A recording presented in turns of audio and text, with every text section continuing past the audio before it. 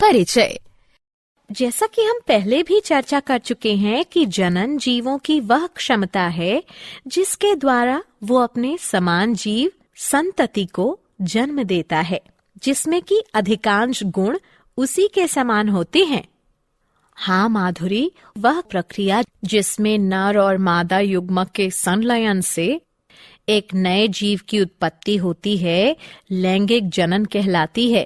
तो आओ अब हम इसके बारे में विस्तार से चर्चा करें। उद्देश्य। इस पाठ के अंत में आप निम्न करने में सक्षम हो जाएंगे: लैंगिक जनन को परिभाषित करना, पुष्पी पौधों में लैंगिक जनन को समझना, पुष्प की संरचना को समझना, बीजों की संरचना और उनके प्रकारों को पहचानना, एक लिंगी पुष्प की संरचना को समझना, द्विलिंगी यानी उभयलिंगी पुष्प की संरचना को पहचानना, अलिंगी पुष्प की संरचना को समझना, उभयलिंगाश्रयी और एकालिंगाश्रयी पौधों को पहचानना, पुष्प के कार्यों को समझना, पुष्पक्रम की संरचना तथा उसके प्रकारों को पहचानना, परागण की प्रक्रिया और उसके प्रकारों को समझना, निषेचन की प्रक्रिया को समझना, बीजांड की संरचना को पहचानना, युग्मक संलयन की प्रक्रिया को समझना, त्रिसंलयन की प्रक्रिया को समझना, द्विनिषेचन की प्रक्रिया को समझना। जनन की लैंगिक प्रणाली यानी विधि का महत्व। लैंगिक जनन संतति में गुणों की विविधता को बढ़ाता है। युग्मक में जीनों के नए जोड़ों को पास लाने के परिणाम स्वरूप आनुवंशिकीय विविधता बढ़ जाती है। जनन के दौरान दो अलग अलग जीवों के डीएनए के मिलने से नई जाति की उत्पत्ति में यह प्रमुख विशिष्ट भूमिका निभाता है। पुष्पी पौधों में लैंगिक जनन। प्रारंभिक अवस्था में पौधे पत्तेदार या कायिक चरण में होते हैं तथा जब वे वृद्धि तथा जनन करते हैं अथवा प्रजनन चरण में तब उन पर पुष्प बनते हैं। इसलिए हम यह कह सकते हैं कि पुष्प पौधे के जननीय भाग होते हैं। पुष्प। पुष्प पौधे का एक चमकीले रंग का जननीय भाग है। पुष्प के डंठल को पुष्पवृंत यानी पेडिकल कहते हैं।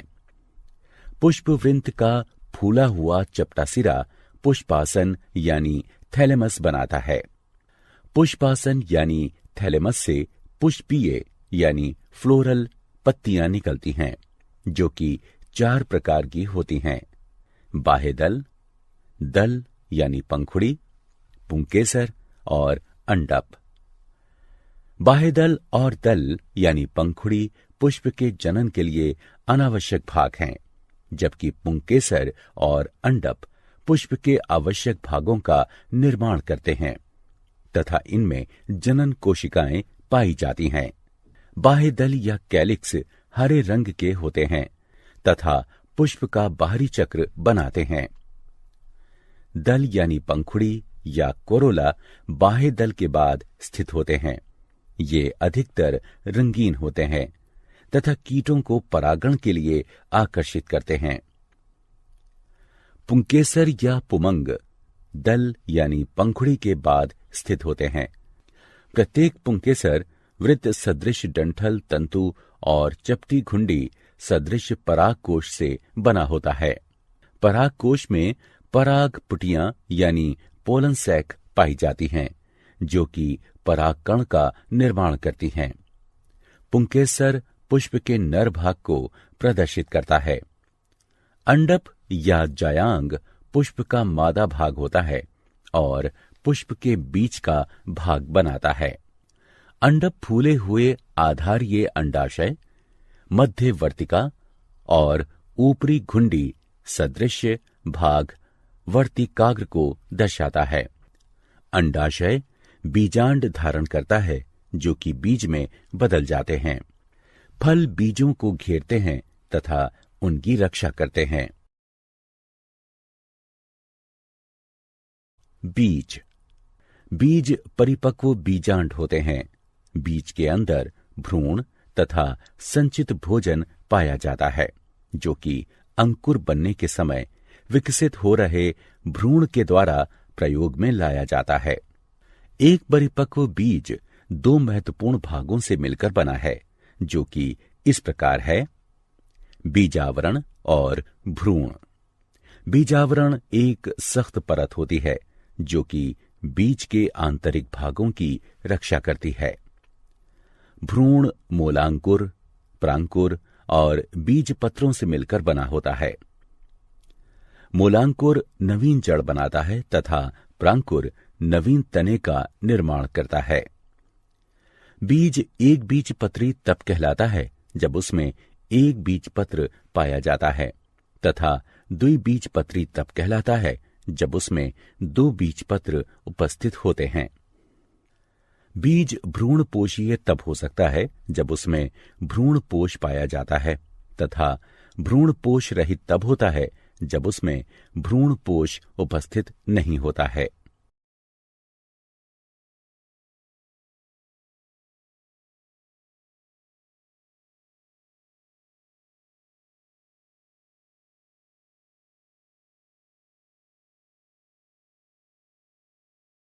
क्रिया विधि।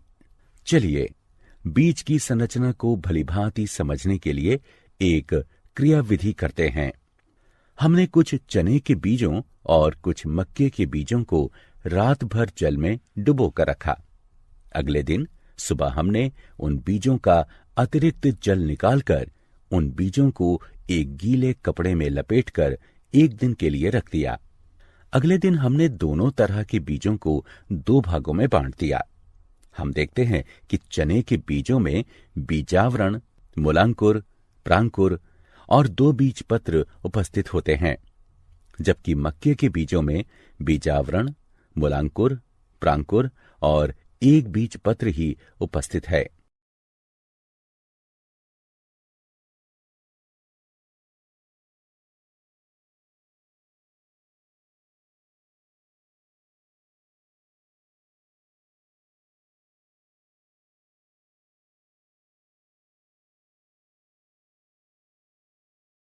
एक लिंगी पुष्प वे पुष्प जिनमें या तो पुंकेसर या स्त्री केसर पाया जाता है, उन्हें एक लिंगी पुष्प कहते हैं। उदाहरण: पपीता, तरबूज।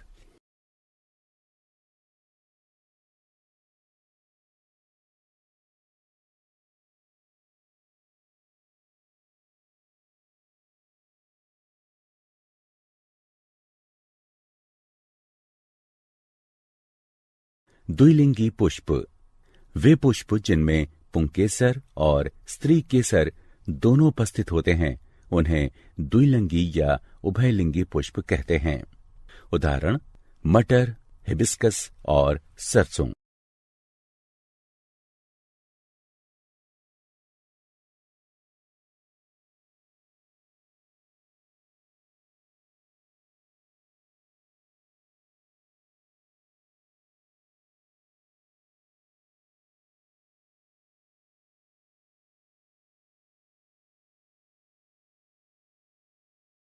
अलिंगी पुष्प वे पुष्प जिनमें पुंकेसर और स्त्री केसर दोनों ही अनुपस्थित होते हैं, उन्हें अलिंगी पुष्प कहते हैं।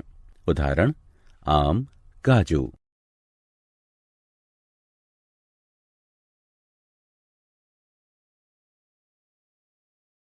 उभयलिंगाश्रयी तथा एकालिंगाश्रयी पौधे वे पौधे जिनमें दोनों प्रकार के एक लिंगी पुष्प पाए जाते हैं, उभयलिंगाश्रयी पौधे कहलाते हैं।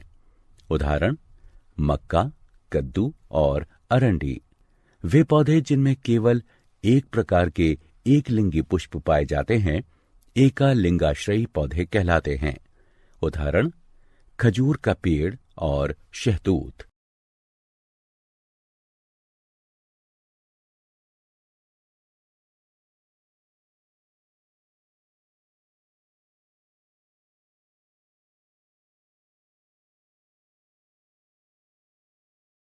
पुष्प के कार्य। पुष्प में नर जननांग पुंकेसर तथा मादा जननांग अंडक पाए जाते हैं। पुष्प पौधे का वह भाग है जो कि लैंगिक जनन में भाग लेता है। अंडाशय परिपक्व होकर फल का निर्माण करता है जिसमें बीज उपस्थित होते हैं।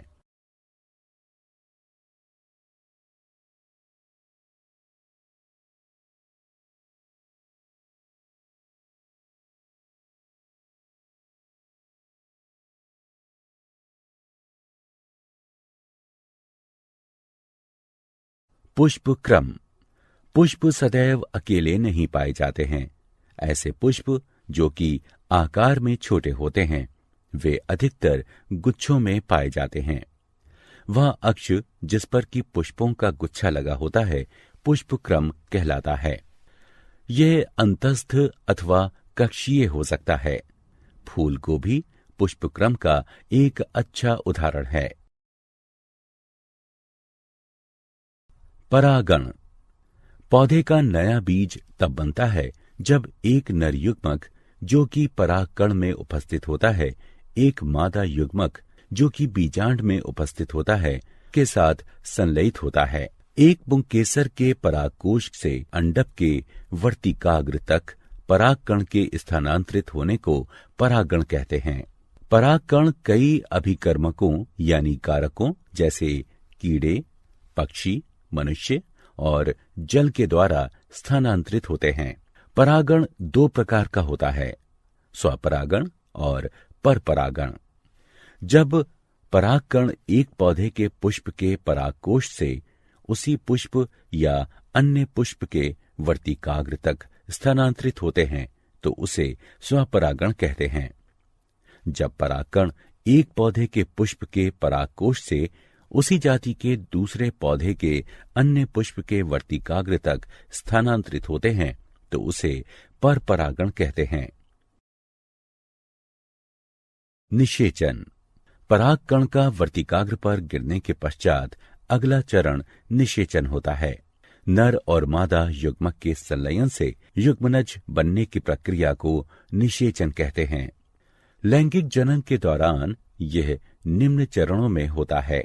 जब एक परागकण अंडक के वर्तिकाग्र पर गिरता है तब यह फट जाता है और वर्तिका से होकर ये पराग नलिका से नीचे जाकर अंडाशय में मादा युग्मक की तरफ पहुंचकर वृद्धि करता है। पराग नलिका में दो नर युग्मकों का निर्माण होता है।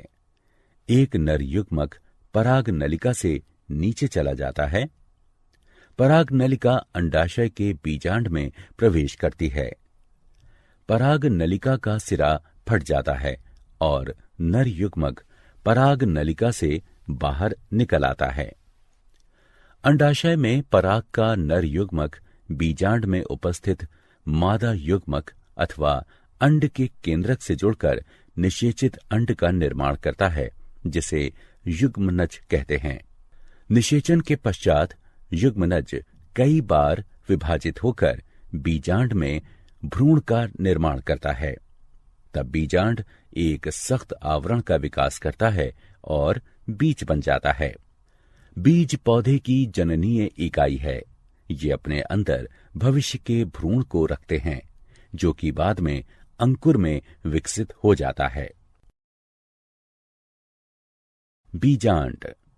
बीज वाले पौधों में बहुत छोटी सी संरचना भ्रूण कोश होती है जो कि बीजांड काय से घिरी होती है और निषेचन के पश्चात बीज में विकसित हो जाती है। इसके 3 भाग होते हैं। अध्यावरण इसकी बाहरी परत बनाता है। बीजांड काय यानी गुरु बीजाणुधानी तथा गुरु बीजाणु युक्त मादा युग्मकोद्भिद यानी गुरु युग्मकोद्भिद इसके मध्य में स्थित होता है। गुरु युग्मकोद्भिद जो कि पुष्पी पौधों में भ्रूण कोश भी कहलाता है, निषेचन के लिए एक अंड कोशिका या कई समूहों में अनेक अंड कोशिकाओं का निर्माण करता है। निषेचन के पश्चात बीजांड एक बीज में विकसित हो जाता है। युग्मक संलयन।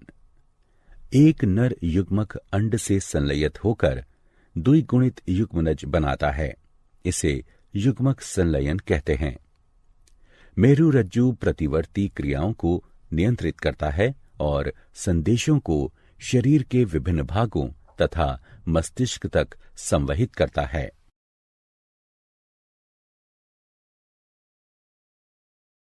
त्रिसंलयन। दूसरा नर युग्मक द्वितीयक केंद्रक के साथ संलयित होकर प्राथमिक भ्रूणपोष केंद्रक बनाता है। इसे त्रिसंलयन इसलिए कहते हैं क्योंकि संलयन प्रक्रिया में 3 केंद्रक सम्मिलित होते हैं, एक नर युग्मक और 2 ध्रुवीय कोशिकाएं। द्विनिषेचन। 2 युग्मकों के युग्मक संलयन द्वारा एक ही भ्रूणकोश यानी पुटी में 2 बार निषेचन की प्रक्रिया घटित होने और त्रिसंलयन को द्विनिषेचन कहते हैं। क्या आप जानते हैं पक्षियों के द्वारा किया गया परागण पक्षी परागण कहलाता है।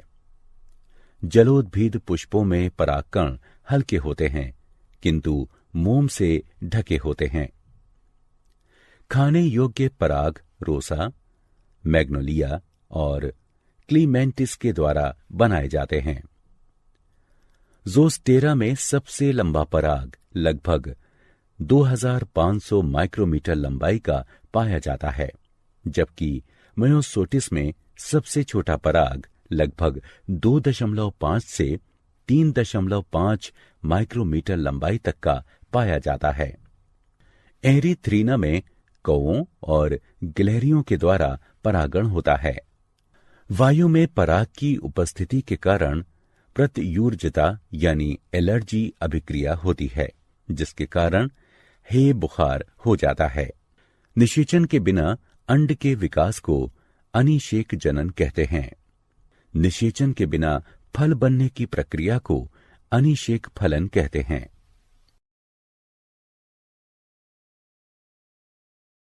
सारांश। आइए हमने जो कुछ सीखा है उसे संक्षेप में दोहराएं। उच्च पादपों के जनन भाग पुष्प में स्थित होते हैं। पुंकेसर पौधे का नर जनन भाग होता है।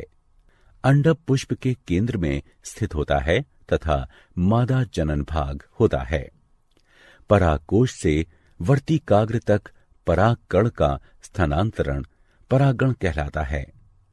परागण 2 प्रकार का होता है, स्वपरागण और परापरागण। अंडाशय पककर फल बन जाती है।